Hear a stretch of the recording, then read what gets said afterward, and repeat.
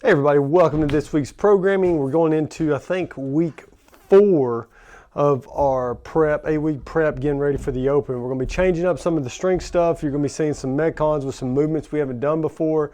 And just bear with the coaches. We're going to see if we have very large classes, some of these workouts might get condensed. So we'll have to really work hard and work together and make sure we're all on the same page when it comes to scaling and making sure we're doing the movements correctly. So some of these workouts might have to partner up. Some of you might have to spread the workout a little bit more, but we'll just see how it goes this week, because this week the weather's going to be kind of crazy, especially on Monday and Tuesday, and then leading into later in the week. So we really don't know what's going to be happening overall.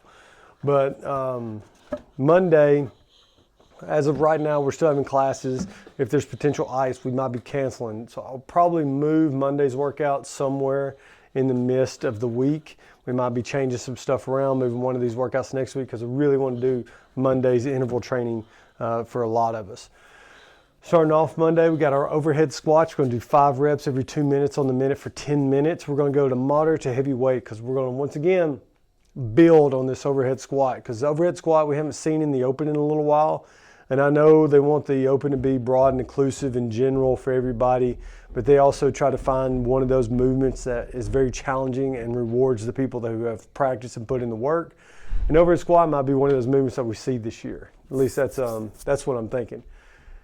We're going to go 1-2-X1 tempo. So 1 second down, 2 second pause in the bottom, 1 second up for 5 reps. So that's going to kind of limit where we're at on this. Now remember, we're going to be building up on this week after week. Leading in, so we're up 4, 5, and 6.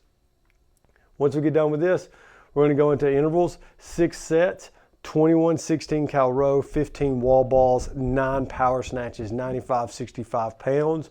This is meant to be unbroken, finding that pace. So if you come out too hot on the rower, it makes you suck on the wall balls and have to break the wall balls up like after 6 or 9, you've gone too hard on the rower. If you go too easy on the rower but hard on the wall balls and power snatches, that's better if you can find that pace to go unbroken on those. If power snatches is really challenging for you, especially coming off the overhead squats, we can do hang power snatches. But that's going to be a scaled version of that. We're going to rest 1-to-1. When I tested this out, that was taking me, it was like every 3 minutes. So this is basically like a 18 to 20 minute workout. When we're going, or it was taking me like 1.5 to 2 minutes to do each round. So even if it's 4, we're looking at 24 total minutes, maybe like 22.5 total minutes of work for that workout. Then we're gonna have some accessory. Tuesday, I know it's hard to see on here. I had to use a different marker today. We got 4-time, 400-meter run, 50 dumbbell bench presses at 50-35, 400-meter run coming back in, 50 ring push-ups, 400-meter run, 50 hand release push-ups, 400-meter run. So a mile run and 150 reps of pushing exercises, going from dumbbell bench into the ring push-ups, a little bit more instability, into the hand release push-ups where we're losing that tension, gaining that tension, pushing back up. All 3 of them are challenging in their own way in particular. So when we're doing this, we're going to be able to scale it down rep-wise or weight-wise or movement-wise. But get to your coach. They'll help you out on that. Excuse me. It's been a long couple of days. Wednesday, we got our clean complex. We're going to do every 2 minutes on the minute for 12 minutes. So we got 6 sets. We want these to be 6 working sets. We're going to put a little bit more time into the warm-up, getting ready for this portion. We want these to be pretty heavy, probably in that 70 to 80% range. Some of you might be able to get in that 80-85% range if you're 1 rep max clean and jerk. But we got 1 power clean, 1 front squat, 1 hang squat clean, 1 shoulder to overhead. So we got 2 squats going into that movement, into that shoulder overhead. And then we got a sprint workout today. So this one, you're meant to find a load that is going to challenge you, and we're going to find a pace that's going to challenge us and make us uncomfortable. We want this to be really, really fast. 5 squat cleans, 155, 105. 7 box jump overs, right into 9 chest to bar pull-ups. Some of you are going to be like 3.5 to 4 minutes. People that can peel their ears back and go and just stay consistent, unbroken on cleans, unbroken on the box, or not unbroken on the box jump overs, just moving and then unbroken on the pull-ups. This today is meant to be that Metcon feel, that burning in your lungs, that tasting of iron in your blood. This what we're looking for today. We're looking to get that uncomfortable feeling today for the 5 rounds for time. And those for those of you that don't have these movements down so much, we're still trying to find that good pace. We want to find 5 perfect squat cleans, 7 box jump overs, landing with a good rhythm and consistency on the height of the box and everything else. So I don't want to be squatting across the box. I want to be landing on the box and stepping off the other side. And then chest to bar pull-ups. Let's go down to pull-ups or banded pull-ups. And we can even do banded kipping pull-ups today on this. Like I said, we want to go fast today. That's what we want. Speed is the name of the game for today. Thursday, we're going to be introducing another movement that we might see in the Open this year. I think it'd be pretty cool, even though it's more of a quarterfinal style movement. It's going to be you got 4 4-minute AMRAPs. Love these, especially for the Open season coming up, with 2 minutes of rest. So 24 total minutes. We're going to start off 4 shuttle sprints, 12 toes to bar, 4 shuttle sprints, 12 alternating dumbbell snatches, 50 to 35 pounds. And then we have max bar pullovers. Where we take our feet up and over the bar and we land in the top of that muscle up position and then coming back down. A lot of you will be doing singles like myself. I'm not good at stringing those together. And between us, it is a lack of my personal fitness if you want to take it for the pure CrossFit-esqueness of it. But I will be doing singles on these as well. 4 shoulder sprints, they take about 8 seconds apiece, so you're looking at 32 seconds on that, 32 to 40 seconds, 12 toes to bar. If you can keep those unbroken, you're looking at another 15 seconds. We're sub 1 minute, minute 20, minute 30, and then that. So you're looking at 2 minutes of work really hard, then 2 minutes of bar pullovers as you go. And then for the elite competitors, we're going to do 6 shoulder sprints for each one of them. Oh yeah. And then 70-pound dumbbell snatches, and then max bar pullovers. We're going to push the pace for the competitors on that.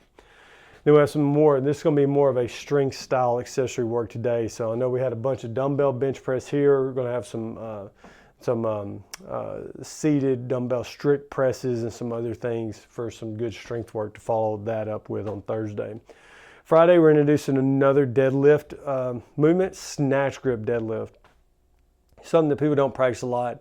They don't utilize a lot in their training. It's great for upper body strength and a little bit more pulling height. So what a lot of you are going to find today, especially for those of you that really push the limits on this, we're going to have 12 minutes to establish a 3-rep max snatch grip deadlift. These don't have to be touch and goes, but at the same time, we're not going to drop from the top, go get some water, rest, and then come back and do another rep. Go get some water, come back and rest, do another rep.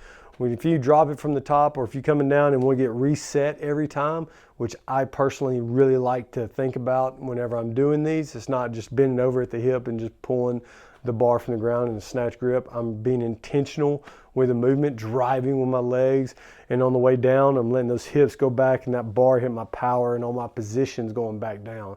I'm trying to hit my snatch positions down, snatch positions coming up.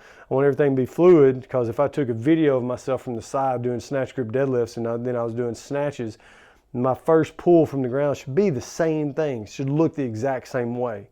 Shouldn't change. We're not doing RDL snatch grip deadlifts. We were doing snatch grip deadlifts. If you do those correctly, and we'll be able to teach those and correct those in the class, when you get to 18.4 and the weight might be a little heavier, but you're not pulling the bar as far from the ground, it's going to feel a little bit lighter, a little bit better, a little bit more fluid for you. So we got 18.4, it's our retester, 21.15.9, Diane, the 225, 155 deadlift with handstand push-ups. Then you're going to go right into 21.15.9 heavier deadlifts, 315, 225, or if we got to scale it down, we'll still stay at 225. I'll post some of the other scaled versions of this. Then you're going to do a 50-foot handstand walk or bear crawl after that. So I remember doing this workout specifically in our gym. This was a great workout. We had quite a few people that were doing handstand walks and made it to the handstand walks. Time cap when we did this was super aggressive. It was like 8 or 9 minutes, I believe, was the time cap back in 2018. What we're going to do, we're going to double that. It's going to be a 16-minute time cap, because I want some people to practice, so they want to do handstand walking. And if we need to scale the handstand walking, if y'all want to work on handstand walking, we'll kick up and do some plate walks or something like that. We'll try to get creative with you when he comes in there. Just talk to your coach when you're getting ready for the class, and we'll get you set up to where you're at with your ability.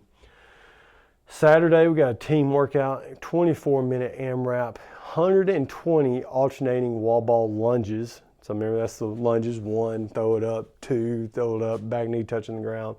And then to 30 bar muscle ups, 240 double unders. Then we're gonna do 30 back squats at 185, 125. So you're going to clean the bar up off the floor, put it on your back, do your back squats that way. Then they have 15 rope climbs. If you can't tell, these movements are really, really good, especially when you put them together. This is a great whole body workout.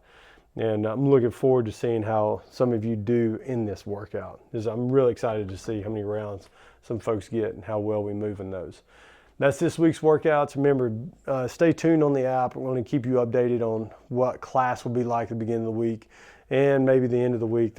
I know at one point they said it might be snow next weekend, even though I don't see any in the forecast, but there still might be predicting it.